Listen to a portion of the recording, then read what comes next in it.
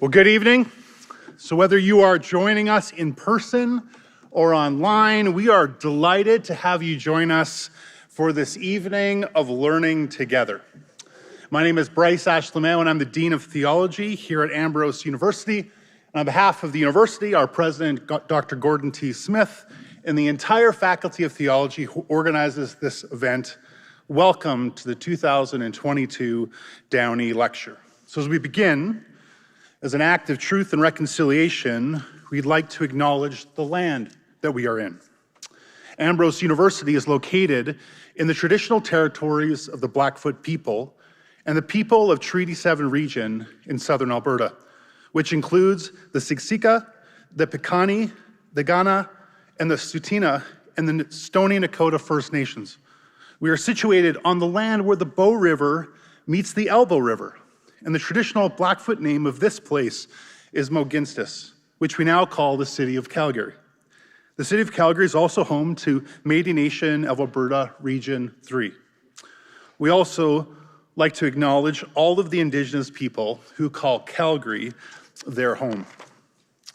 Well, every year, the Faculty of Theology hosts the Downey Lectures. The Downey Lectures are named in honor of Dr. Murray Downey, a beloved teacher and professor at Canadian Bible College, one of the precursor institutions of what is now Ambrose University.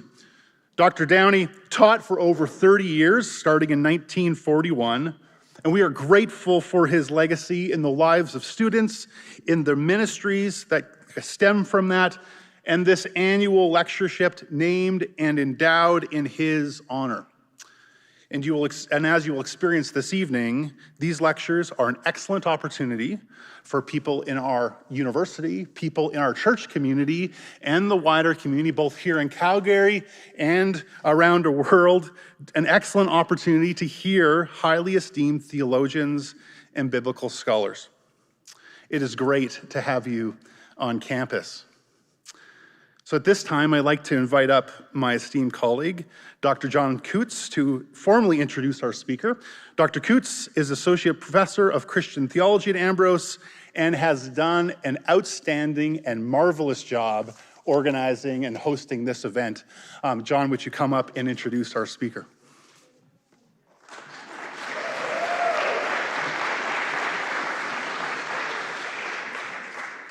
Hold up, I got to write down, he said outstanding and marvelous. Evaluations next year. All right, welcome back. It's always nice when people come back for part two.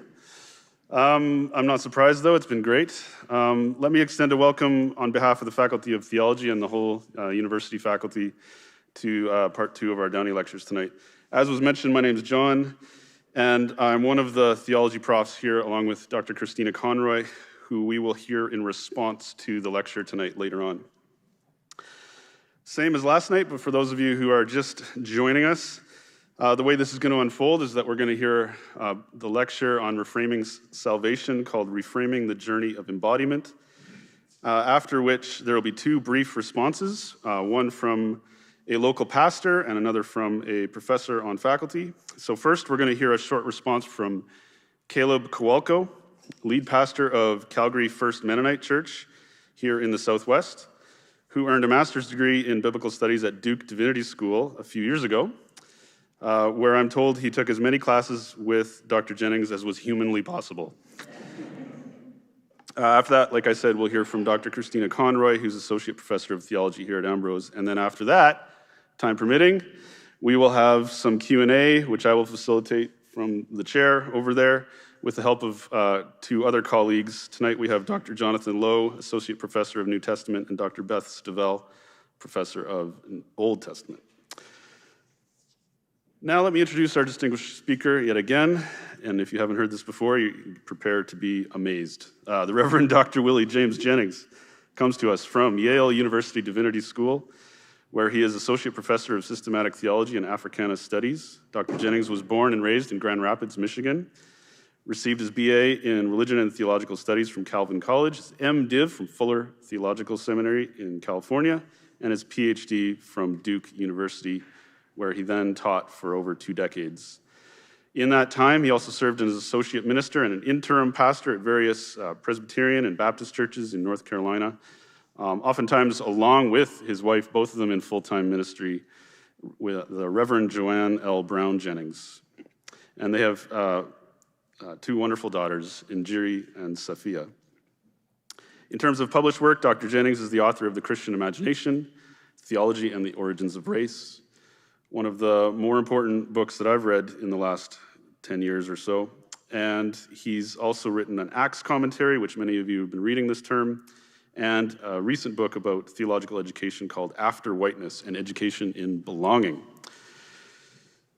And Dr. Jennings is currently working on a book tentatively titled Reframing the World, which is about a doctrine of creation, and I think we're all looking forward to that. But tonight we're going to hear about reframing the journey of embodiment, and I'm really looking forward to it. So let me get out of the way, and why don't you join me in welcoming our distinguished lecturer, the Reverend Dr. Willie James Jennings.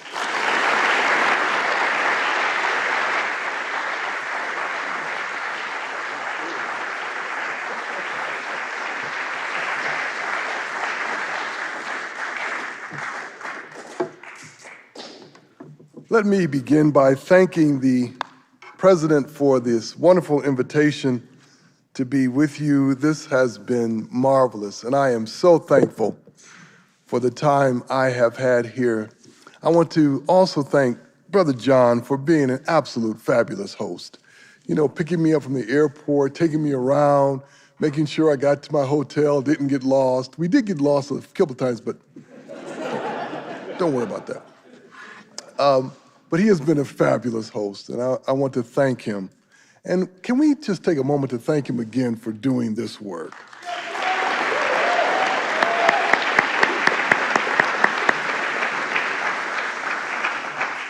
I also want to thank and acknowledge the wonderful colleagues who I've had an opportunity to share meals with. That has been such a wonderful treat.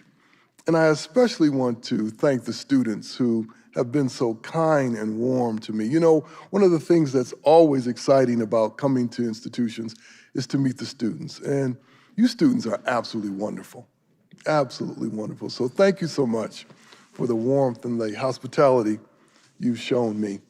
I want to again bring you warmest greetings from Dean Gregory Sterling, the faculty and staff and students of Yale Divinity School, where I have the great joy and honor of serving. And I also want to again acknowledge the land that I live on, the land that Yale University exists on. It is the land of Algonquin-speaking peoples. And as I mentioned last night, my own commitment as I live on that unceded land is to do everything I can to show that I am a Christian by how I honor the land. Honor not just their memory, but their ongoing life in the land, and to do everything I can to be a part of the movement of reparations, to return what is not mine. So, tonight, I'd like to pick up where we left off last night. The central argument I am making in these lectures is that we need a renewed vision of salvation, of the building of life in Christ, linked freshly to its revolutionary character, that is, its overturning power. So my way of proceeding has been to move through three interwoven life journeys of mind and of body and of land, to consider what the revolutionary nature of salvation means for those journeys.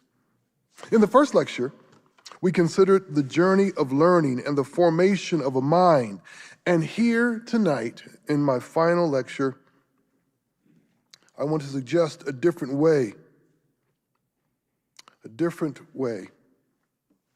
of understanding the journey of the body, and a different way to understand salvation in relation to its embodiment.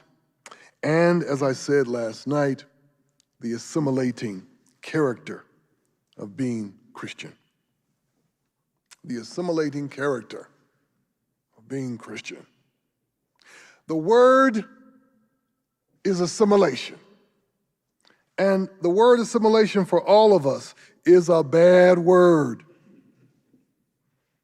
It means to draw the life of one into another.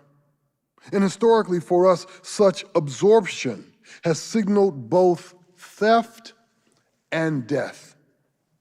It has been made such by a legacy of colonial occupation and conquest. As I noted in the first lecture, European colonial settlers, Christian settlers, who I called, and I'm not the first to call them, colonial settlers, to the new worlds, imagined that they were in the new worlds by the hand and desire of God. God wanted them here. God wanted them here to bring the new world to salvation, and in so doing, to place the new worlds and their peoples on the path to becoming mature. A maturity of mind, as we noted in the first lecture, and a maturity of body. But what does, my friends, what does a mature body look like? What ways of being in the world, moving through the world, presenting oneself to the world, show a redeemed life and exhibits salvation? These are the questions that the colonial settlers sought to answer implicitly for themselves and for the indigenous peoples they imagined under their care. The colonial settlers imagined that they were inside God's sovereignty, God's gracious rule over all things, and that they were the agents of that sovereignty who embodied the direction of God's rule, the direction to which to aim the body. And as we noted in the first lecture, the bodies of all peoples were to be aimed at the European body, especially at the body of the white European man, as the point of full maturity. To speak of him is to speak of an image.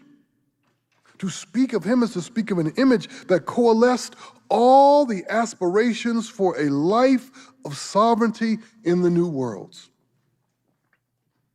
That life would be characterized by independence and self-sufficiency that would show in one's life three what I call dismal virtues: possession, control, and mastery. It was the dream of the colonial masters to grow his children, his sons and his daughters, into the kind of person who could carry on their legacies.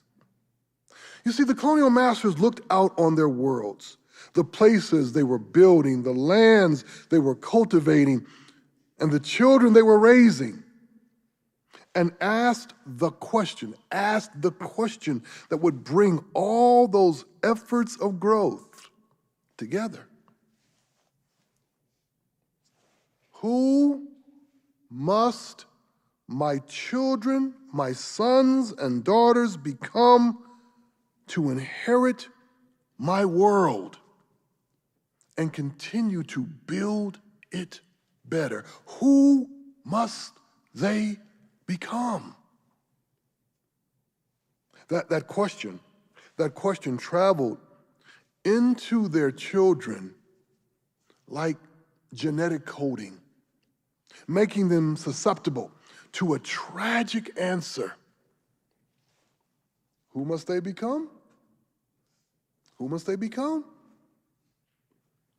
They must become white, self-sufficient men, able to show in body and mind, in action and reaction, control, possession, and mastery.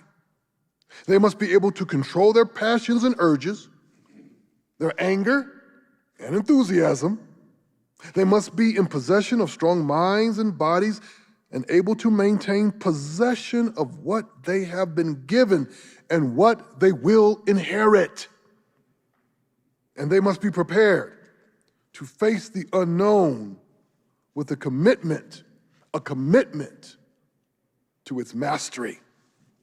From one obstacle to the next, to go from mastery to mastery. They must show, in effect, their finish. An education that would create a finish. This finish is the beginning of a life, is the beginning to life with power. A life that begets power, aims for profit, aims for productivity, and the promise to be a builder. A builder. The children of the masters will seek a becoming and thereby will aspire to look and act not like him, not like their fathers and grandfathers and great-grandfathers, but how those men wanted to be seen.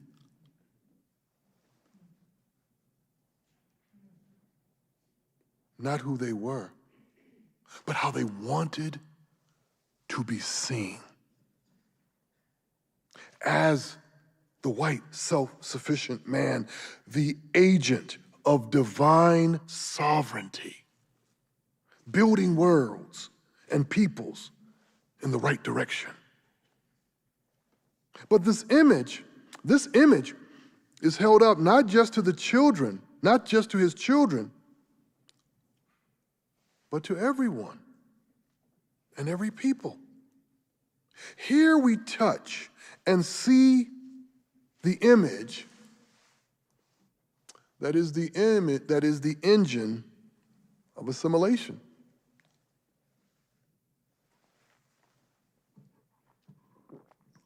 This is the engine of assimilation.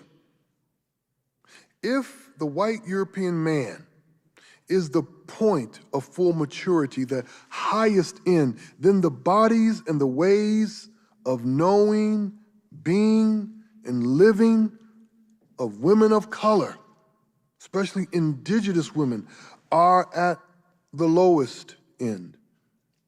This is one reason why colonial settlers focused heavily on ordering the bodies and behaviors of women, ordering the bodies and behaviors of women as the way to make salvation real in the new worlds and to overcome the obstacles to maturity. Here is what we know.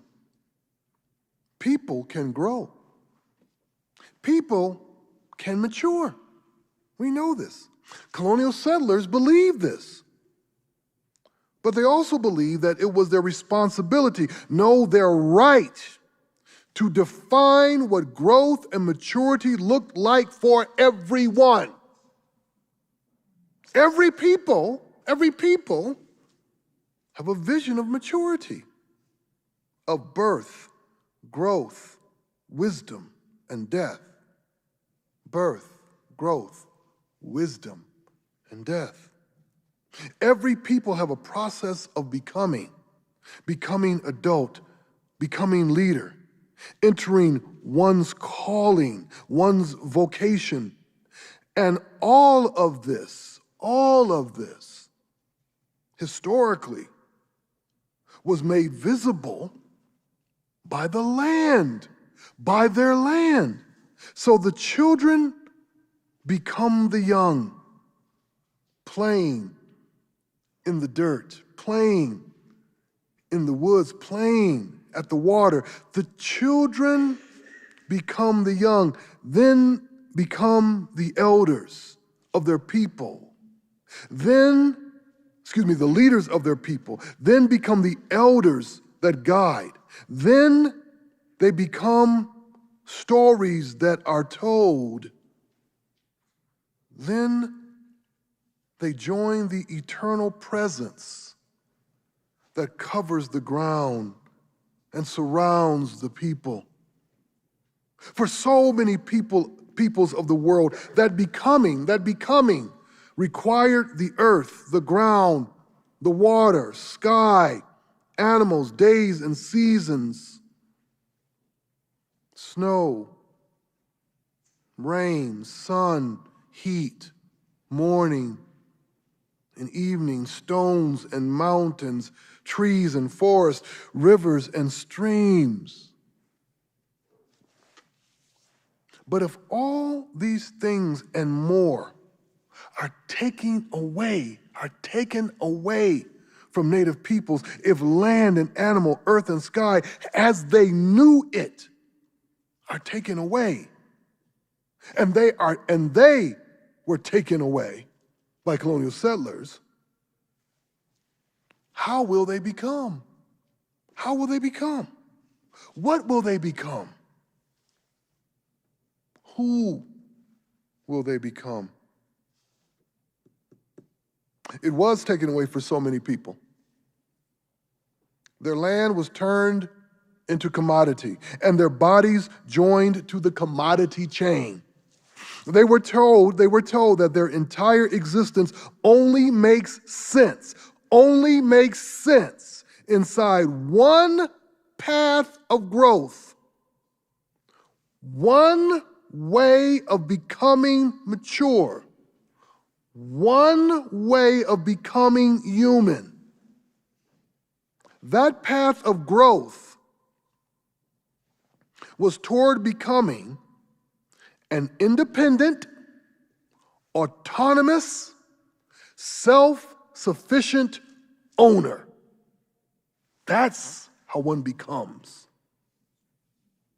This was the goal for both the individual and of a people. For a people, the goal was to become significant in the original designation of that world, to be recognizable as a people, identifiable as a player on the global stage, moving and functioning like a powerful white man in the world, self-determined, free, and in possession of your place, your land, a nation. A nation that is a man, and a man that signifies a nation. And from that place, you enter the market, ready to participate in the possibilities for further growth. This is the path of assimilation toward the realization of your independence, the realization of your autonomy and your self-possession, through which you are poised to take possession of your world. And this path of assimilation, my friends, this path of assimilation has been deeply wounding, deeply wounding. It has wounded people in three primary ways. First, it has made their identities inconsequential in terms of who they must become. They must become identifiable and intelligible within a global market. Their identities rooted in land and animals and place and story, history and ritual may be important to them locally, but those identities do not speak a future that really matters to anyone else.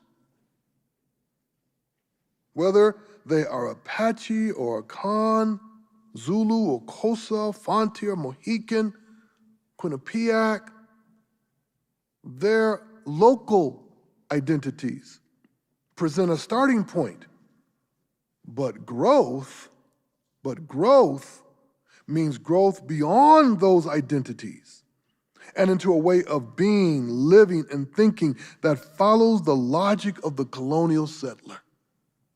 They must become buyers and sellers, producers and consumers, and of course, citizens of real nations that would bring their bodies into the body of the nation state and aim their futures toward its thriving.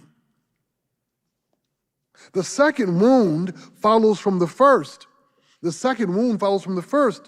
All people will be told to evaluate themselves according to a white aesthetic, a vision of the true, the good, the beautiful, the noble, the insightful, the fully human,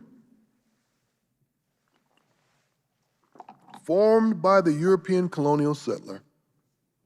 The European colonial settler did not just come to conquer.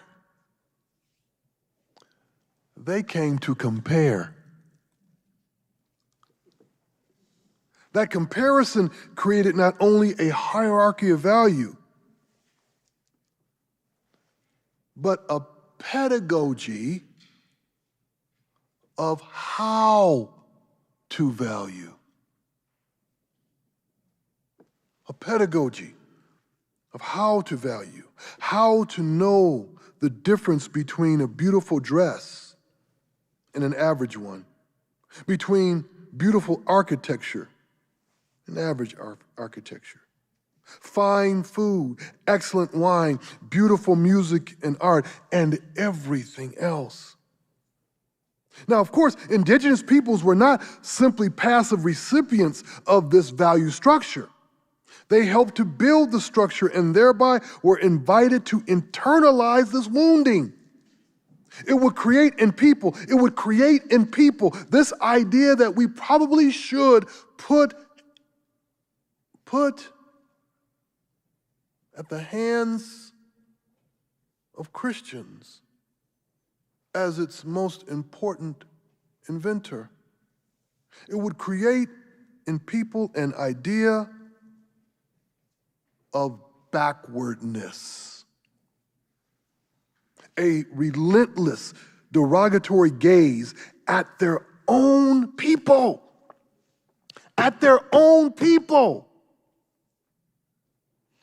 rooted in severe self-evaluation. It would also create in so many communities, a struggle against an impulse to hate themselves.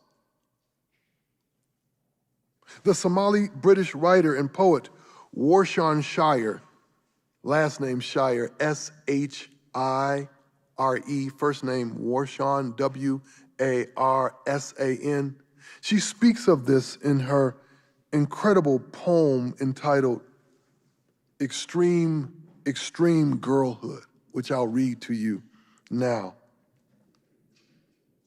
Extreme girlhood, a loop, a girl born to each family, prelude to suffering.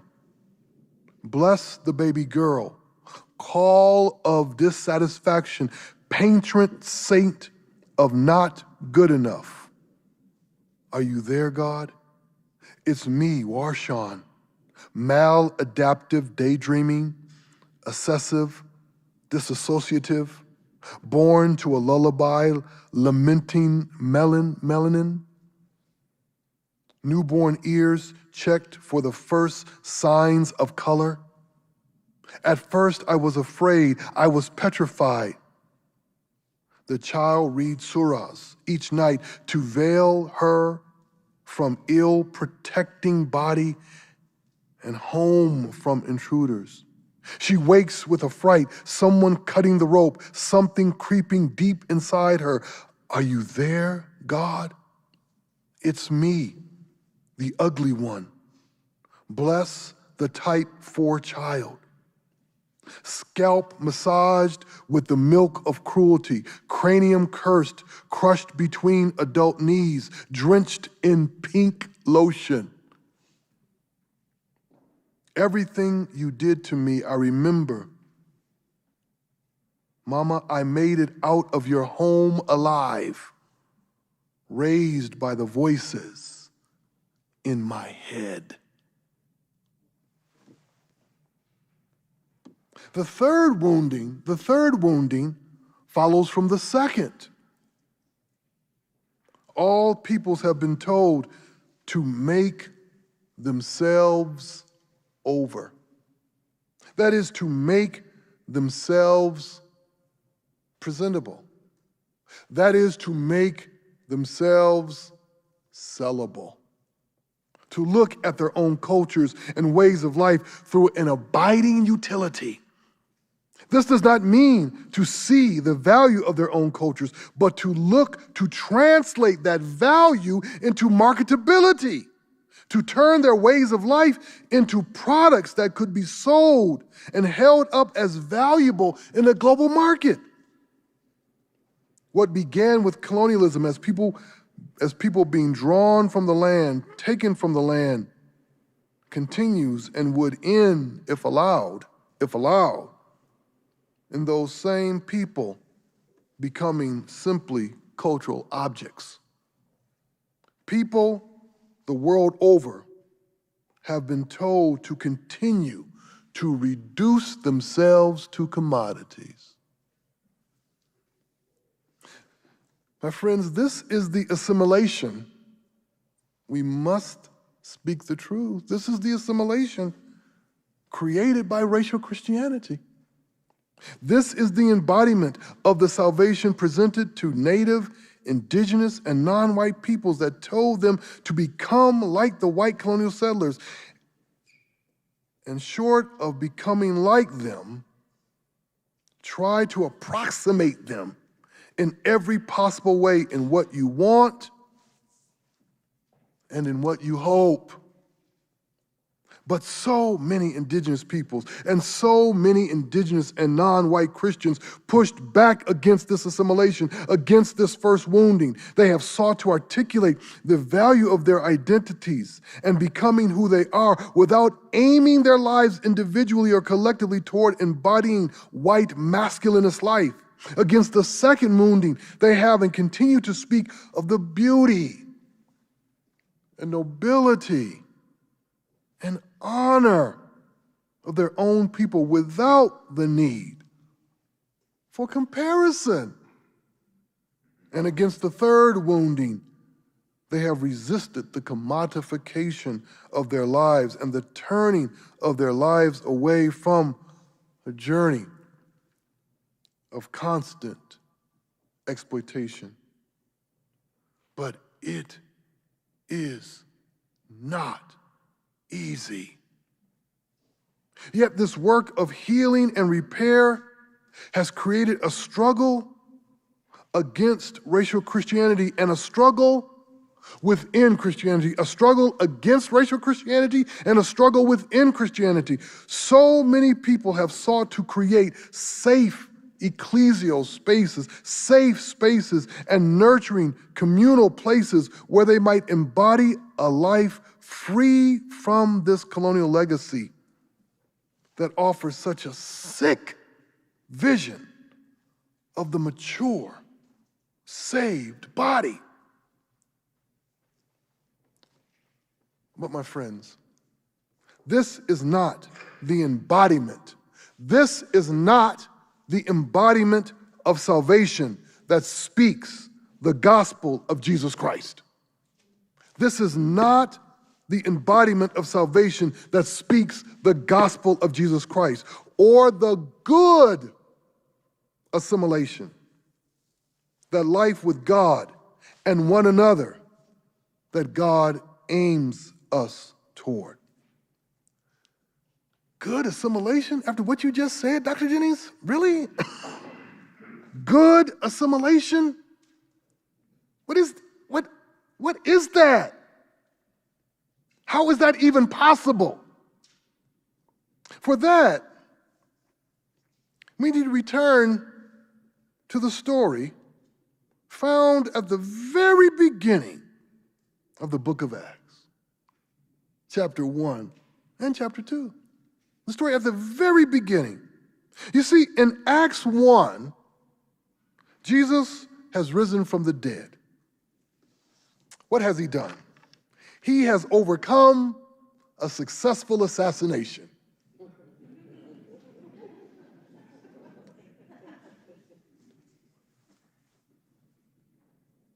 He has broken the power of death. He has broken the power of violence to define a people or a world. That's what Jesus has done. He is risen. And he stands there in front of his disciples with all power in his hands. And his disciples ask the question that any oppressed and marginalized and occupied people would ask. Lord, is this the time when you will restore the kingdom of Israel? When will we be in power? When will you get these Roman boots off our necks? The disciples are asking a legitimate question. These disciples wanted power over their oppressors, power over people, power for self-determination.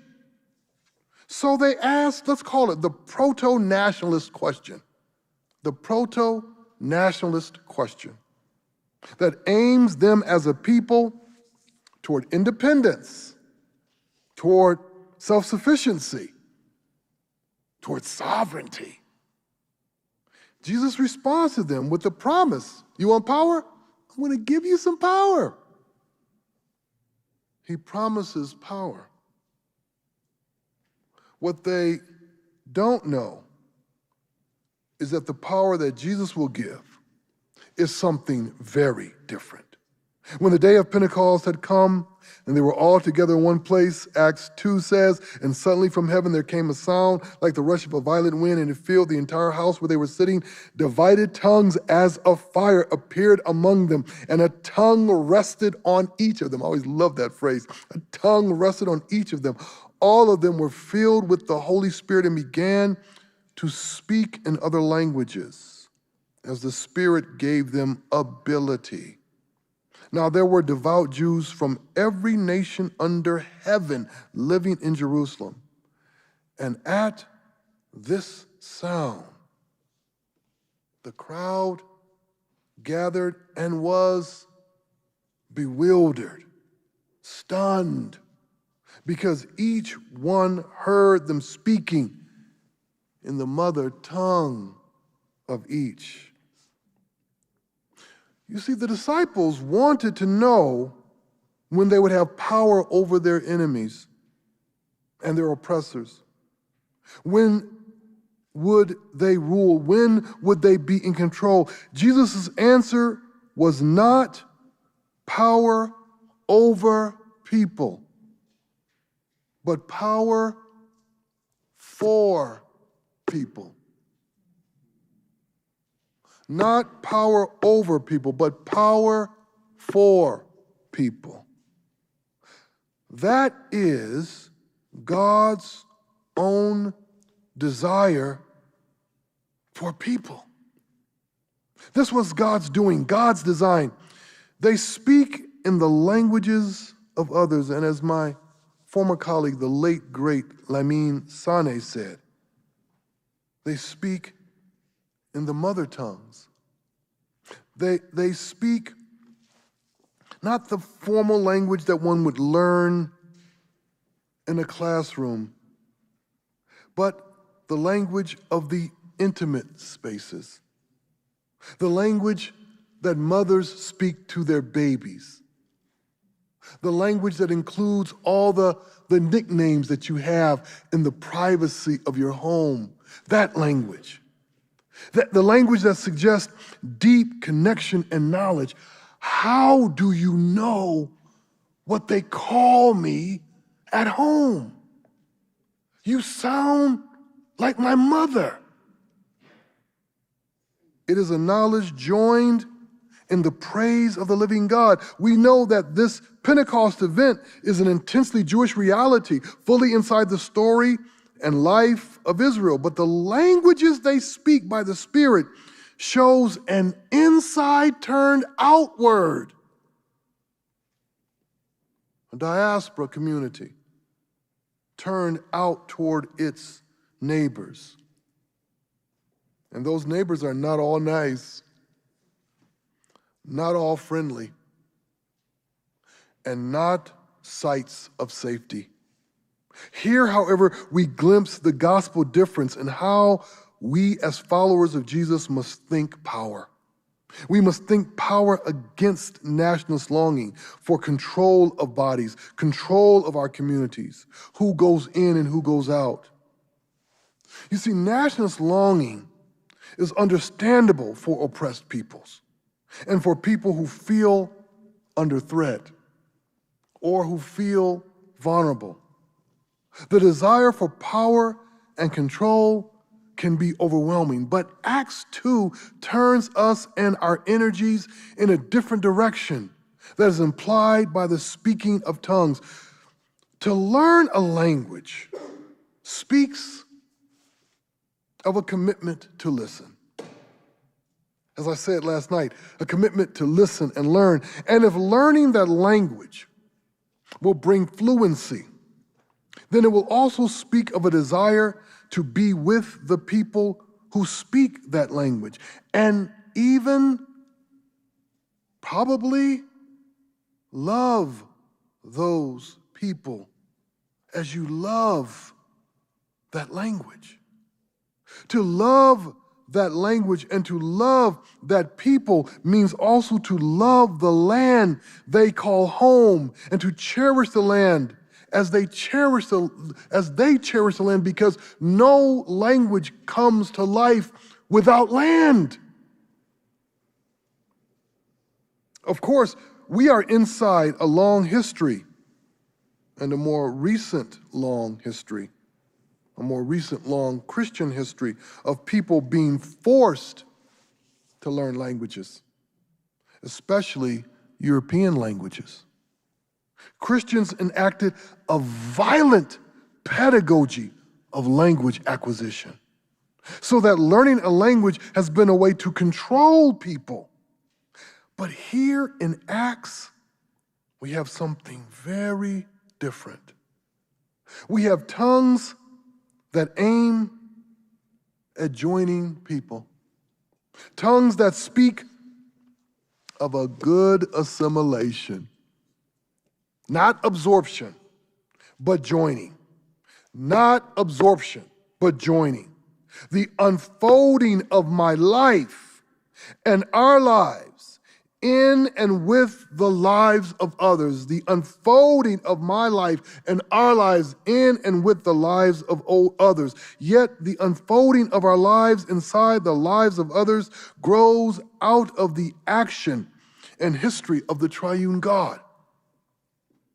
In Jesus, we see the unfolding of the life of God inside our lives without the loss of the divine life or the eclipse of the human life. And we should remember at this point the significance of the Chalcedon formulation of the full humanity and divinity of Jesus. As we all know, Chalcedon was not meant to figure out how the humanity of God was possible. But in the words of Dietrich Bonhoeffer, it was meant to affirm simply who we are talking about when we talk about God. Think of just a brief piece of that formulation.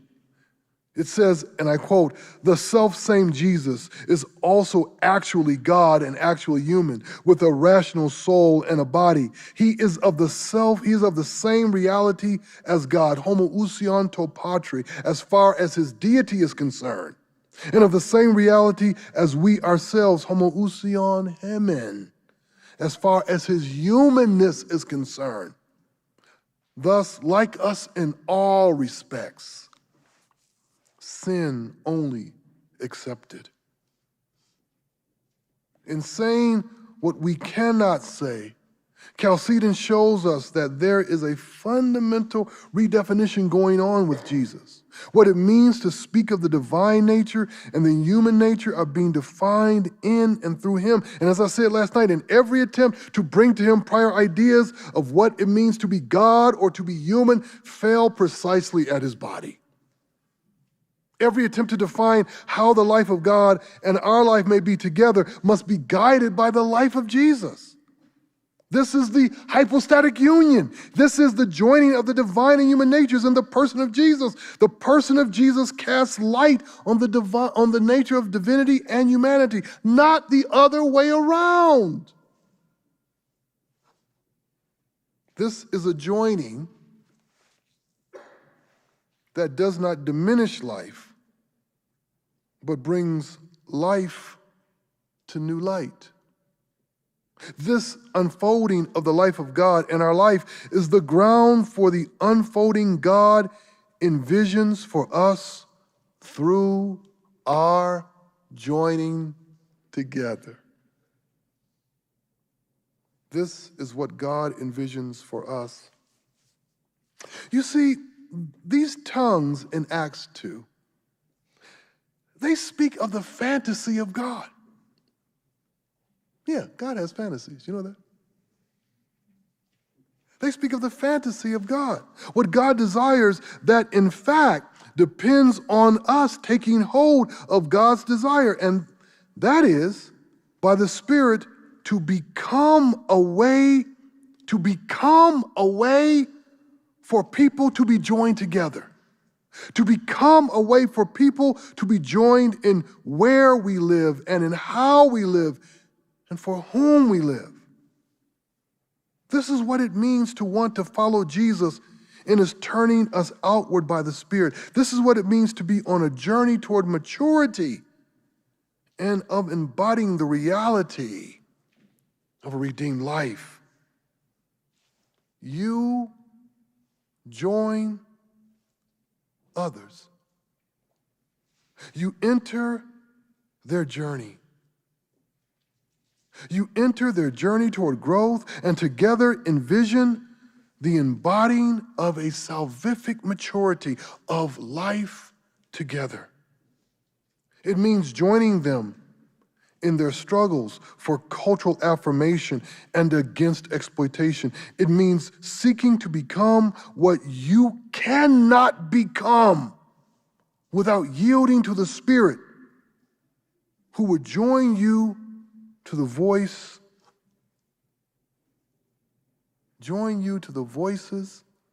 of others. And all of this requires the journey together in the land. God invites us through the Spirit, yielding to the Spirit, to follow holy desire into the lives of others. This would be the forming of a reality of dwelling that would turn us to life together in the land for the sake of communion. Dr. Jennings, what do you mean by communion? I have not defined communion yet. What do I mean by communion? By communion, I mean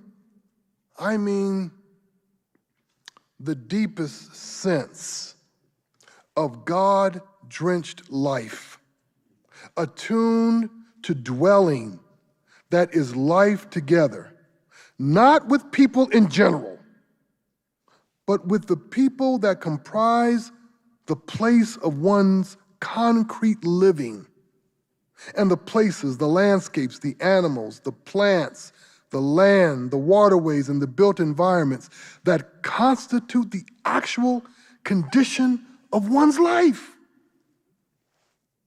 Yet communion also means new realities of dwelling where we are being drawn by the Spirit to new configurations of life with others we would not imagine or desire to live with One more time. Communion means new realities of dwelling where we are being drawn by the Spirit to new configurations of life with others we would not imagine or desire to live with. Communion is being led by the Spirit of God into the lives of others and allowing the lives of others to join our lives. And these others are not our first choice.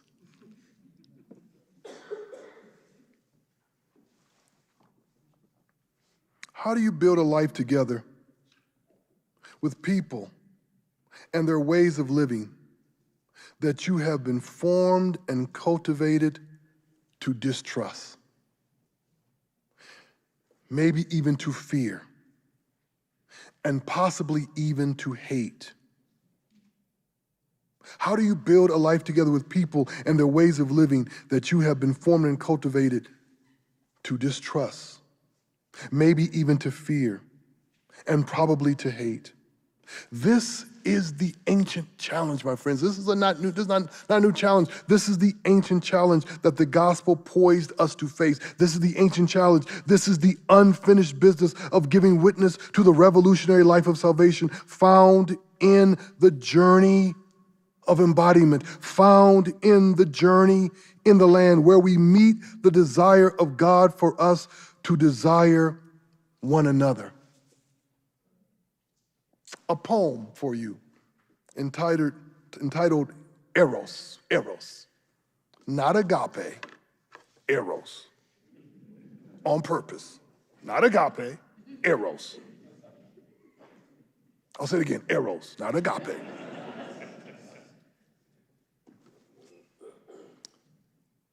Desire. A God secretly intoxicated by dirt and water, breathing it in and out. Now, Mary thinks desire will say more to them than death, and they will know a way forward. You see, the language spoken in Acts 2 implies a story of desire told, a story of desire learned, and a story of desire spoken. You see, the central point of our life together is not that I know my people's story, honor my people's story, remember and speak my people's story, live as one with their story. The point, sisters and brothers, the point, dear friends, the point is that you do. You know and honor and remember and speak and live that story, and I do the same for you. Yet there, in the joining, a new story emerges inside those stories.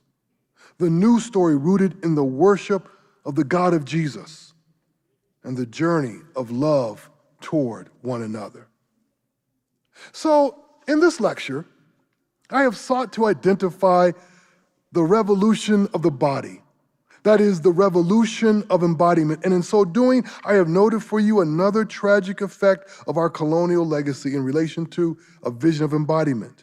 We have inherited a legacy that taught us that growth in salvation, growth toward maturity individually and collectively, was toward an image of a white self-sufficient man who embodies three dismal virtues: possession, control, and mastery. That image has served as the engine of a wounding assimilation that told and continues to tell people the world over that their identities are inconsequential, that they must live toward a white aesthetic, and that they must commodify and franchise their cultures for them to be seen worthy to be seen. This horrible legacy has denied to us the good assimilation that comes with the embodiment of being Christian, where we enter the lives of others and announce with them the love of God and the love of God for their peoples. This, my friends, is the revolution we need. Thank you very much.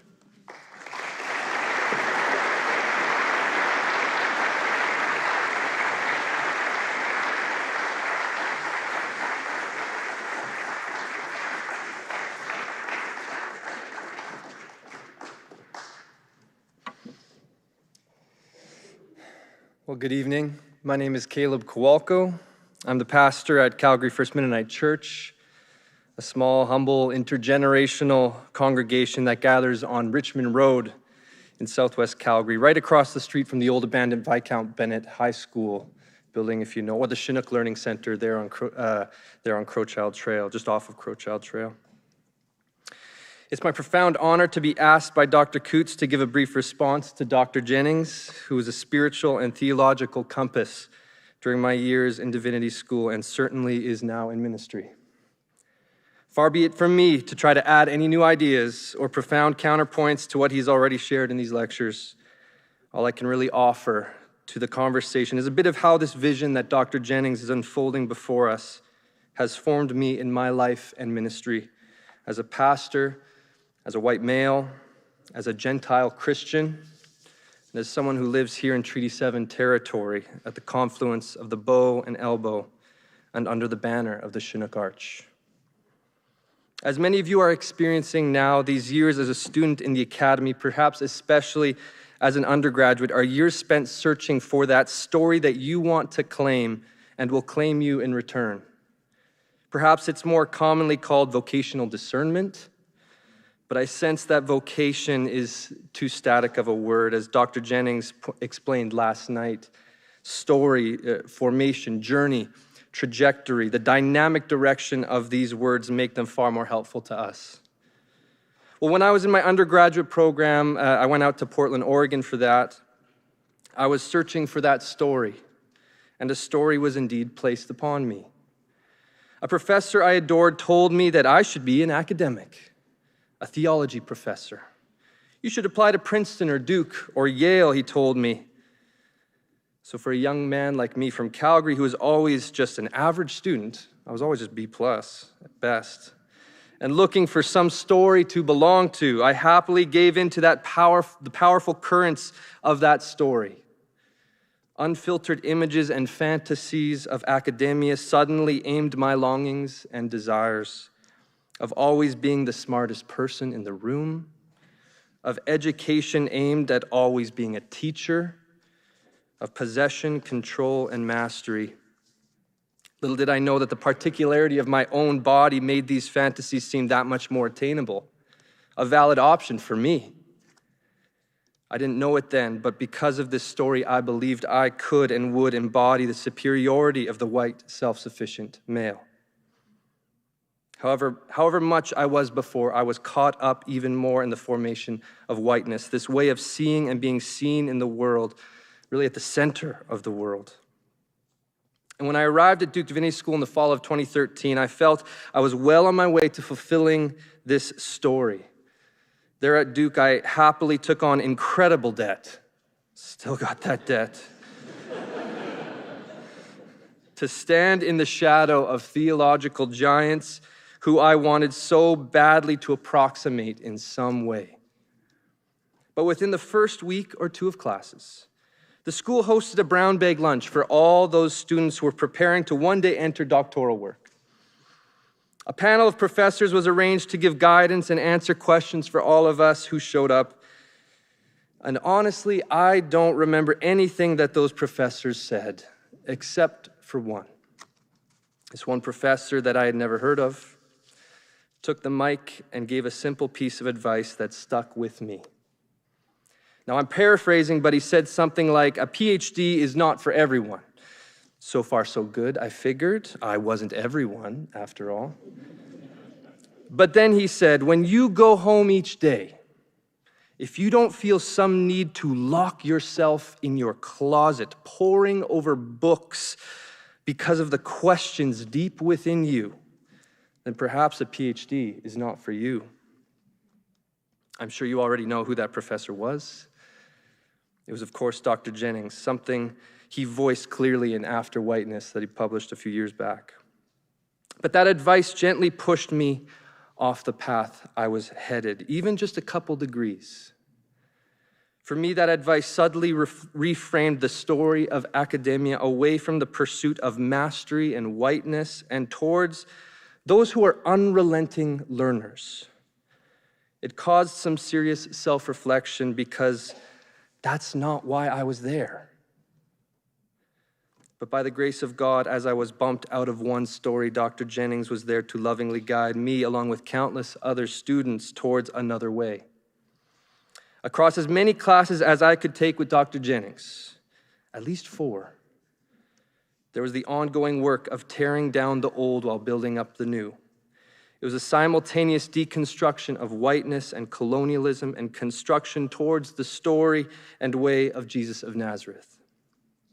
I wish I had time to go on and on about not only the material in those classes, but the way in which Dr. Jennings taught those classes. It was a reformation of embodying faith as a decentered Gentile follower of Jesus, as a thinking margin, he would say, which is from, is that M. Sean Copeland?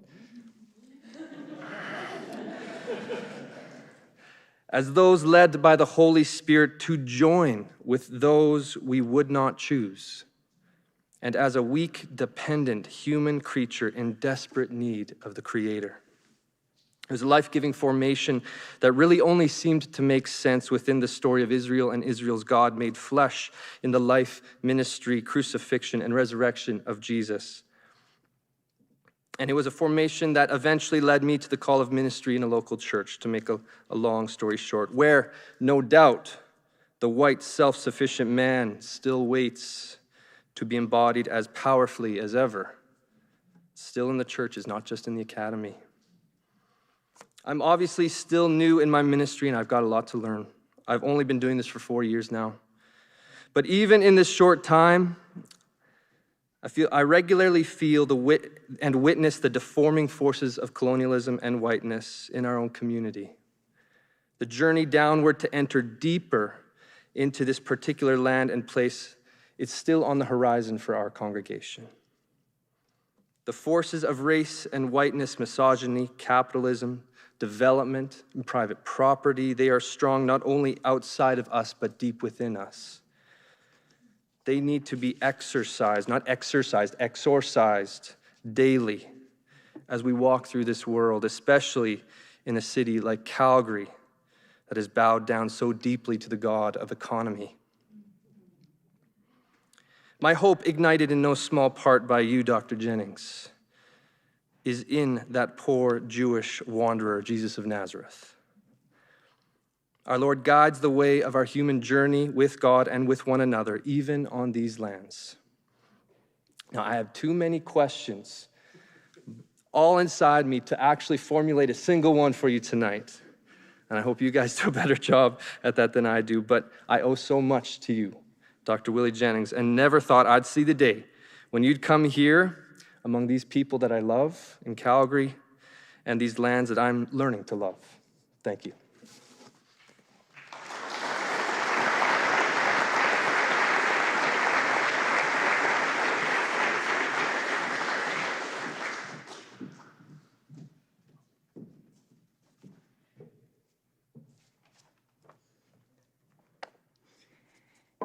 Dr. Jennings and Dr. Coots, thank you both. And Caleb, it's nice to meet you. No one ever said to me that I should be a theology professor, by the way.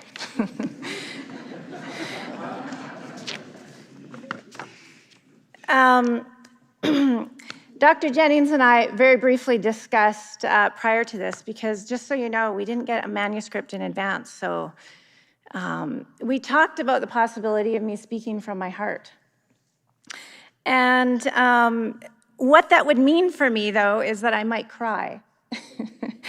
And crying a little is something that happens in classes, but it makes me much less the self-sufficient white male that I aspire to be. So I opted to make a few notes here.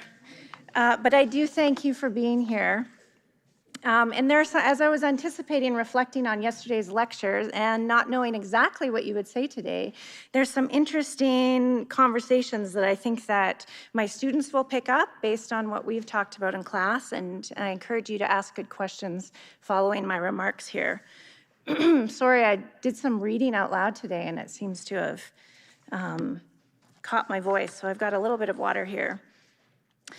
I just want to say that you've named for us in your writing and in your lectures this week the specter that has haunted the Christianity of our time.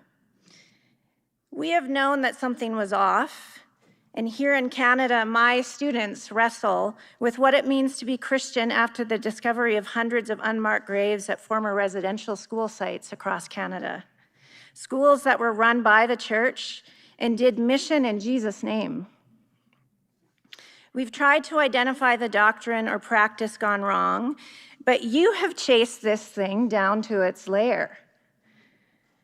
And I would like to point out that you have located this thing as internal to Christianity itself, which we are not supposed to do. When we try to identify the bad, the ugly, the demonic, our practice is to look over there, outside of Christianity and our construction of the sacred. And I say thank you, but this is a hard teaching. There are repercussions.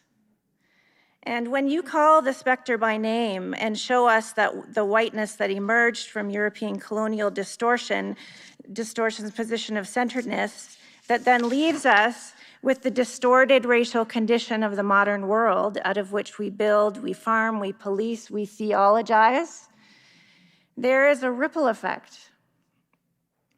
And speaking as a theologian, this does not just reframe salvation and embodiment, though we have needed to hear this tonight, but you have just overturned the system that strings together many of our basic doctrines.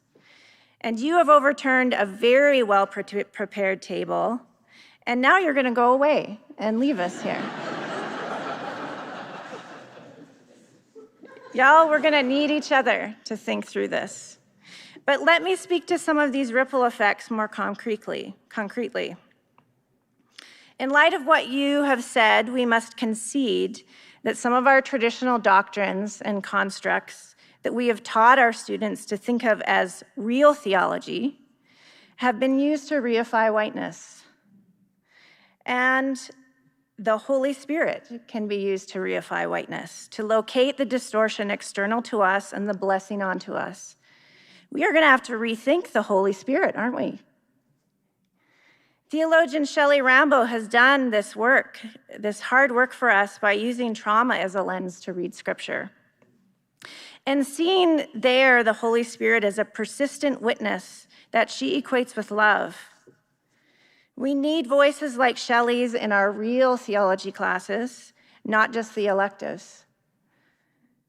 And we need to center voices like Cree theologian Ray Aldridge, who we all know here at Ambrose. He was our Downey lecturer last week.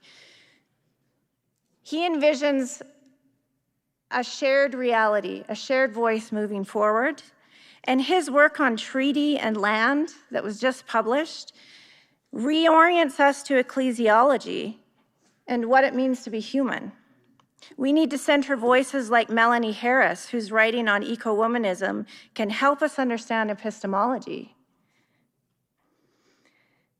I haven't even mentioned how all of this affects the doctrine of God. I like imagining you and Wendy Farley in conversation. And I mention these names because this will help my students understand why I assign these folks in class. She makes a similar move with the concept of divine power, omnipotence, that you do with incarnation. What if we release the idea that we know what power looks like? And you've spoken to this tonight. We break its attachment to what Farley calls the logic of domination, and it becomes an erotic power. Dr. Coote's point last night, kenosis can also help us with understanding what power is in the divine economy more than what we thought we had going on in the long last while. There are other ripple effects. Another one is how we've come to understand harm and what harms. What perpetuates violence through this illusion of centeredness and our denial of embodiment in the ways that you have talked about this evening. And in light of what you've said, we must concede that we have plotted all sorts of things along a scale that creates a taxonomy of pain determined by whiteness. And it's because of this scale that we have a deficient view of what diminishes life. I see this in my witness to the truth and reconciliation process in Canada. For 6 years, I sat in silence, listening to the voices of those who dared to tell their secrets so that some consensus of truth could be part of the historical record in Canada. It was the Truth and Reconciliation of Canada. I also listened to the voices of those listening, or as it were, not listening. Overt violence and abuse could be registered, as it should, but white listeners had no skills in registering the effect of loss of name, loss of hair, loss of language, loss of land, loss of song. I could see a fundamental lack of clarity about what happened. Let me tell you a moment the story of a man I met at the Montreal hearings at the Quebec National event. He was Haudenosaunee, from 6 nations whose traditional homelands extend down into the Connecticut area. He told me that because of residential schools and the way they were punished for speaking their language, that there were many words for basic animals and plants that he did not know.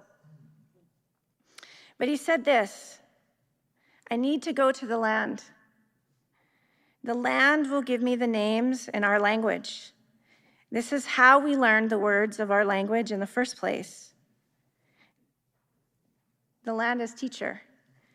Language as what helps constitute the self.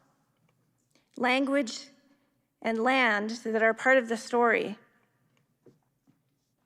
The ripple effect, this man's story tells the story of the removal of land and language as cultural genocide.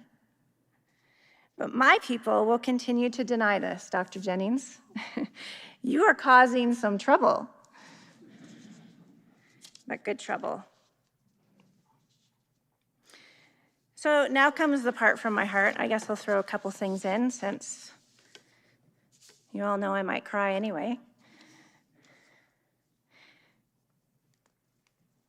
One of the things, I'll just mention this, and if there are any students here who want to ask further questions, push more. One of the things that I teach here that I actually love teaching is a spiritual formation course. And I have started to, I think about these things, and you're helping me think about these things more and more in a depth and capacity beyond what I can do myself, and for that I am grateful. But one of the practices that I've introduced in both my residential schools and theology course, but in the spiritual formation course, is the practice of silence as literal shutting up for a while and listening. There's all sorts of other ways of configuring silence. But there's another thing that I've introduced, the practice of learning to be uncomfortable. And learning other people's stories, imagining going and being with people that we have been formed to dislike. You are calling us to do some very difficult things, to move into the territory of love your enemy. And the early Christians knew that this takes practice. And some of the things that we practice, this is awkward stuff. I'm pretty shy anyway, so even hanging out with people I like can be a challenge. And when I cross paths with things that I don't understand what on earth is going on, you are asking us to be uncomfortable. And if we take this up, though, as a spiritual practice, it becomes less strange to us, or less, we don't repel it as quickly. And so hopefully my students will help me think about this and move forward. I'm going to leave some of the good questions to our students and some of our guests, but if you do have any comments, ways to direct some of my queries or interests, please do. And from all of us, my students especially, who are all here from various directions, thank you so much for being so difficult.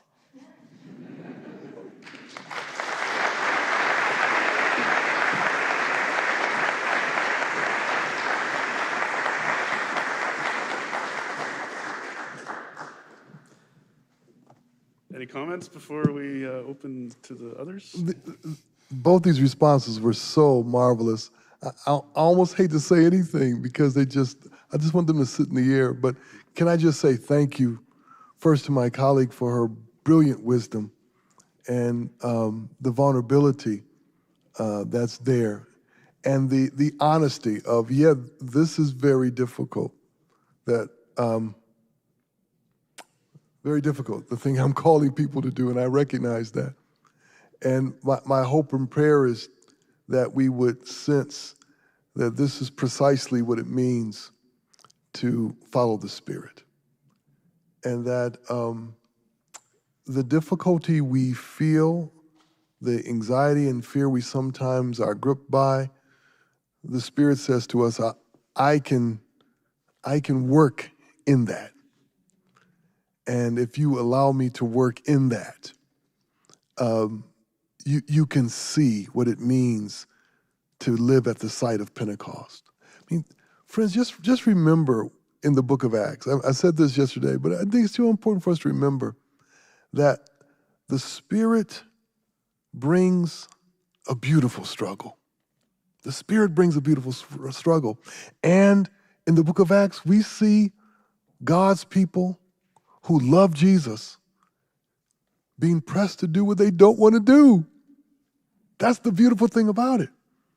And it dawned on me as I read the book of Acts that the way I had been raised in the church, I'd been raised in evangelical and charismatic and Pentecostal context, and the way in which, and not a massive criticism, because I love those contexts, but the way I had been raised was, it was a vision of the Spirit that was always soothing. The Spirit was always soothing. And there's truth to that. But when you read the book of Acts, the soothing Spirit is also the pressing Spirit. The comforting Spirit is also the pushing Spirit. The Spirit that encourages is also the Spirit that pulls you into risk. And what I realized is that if those aspects of the Spirit were not being experienced, then I was resisting the Spirit. And I think that is fundamentally the deepest reality we face as Christians. We resist the Spirit. And I think we have to reckon with that.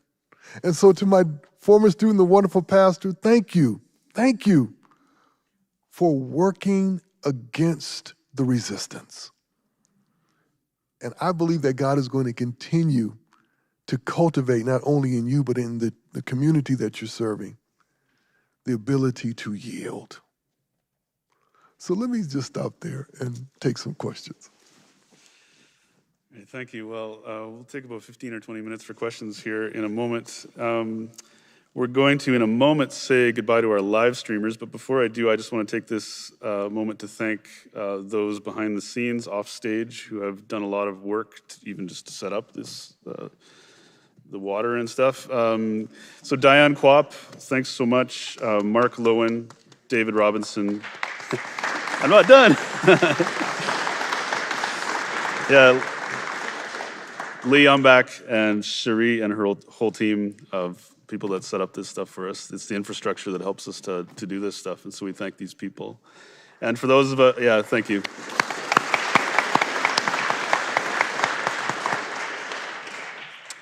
And for those of you who have tuned in online, thanks for joining us. All right, over and out.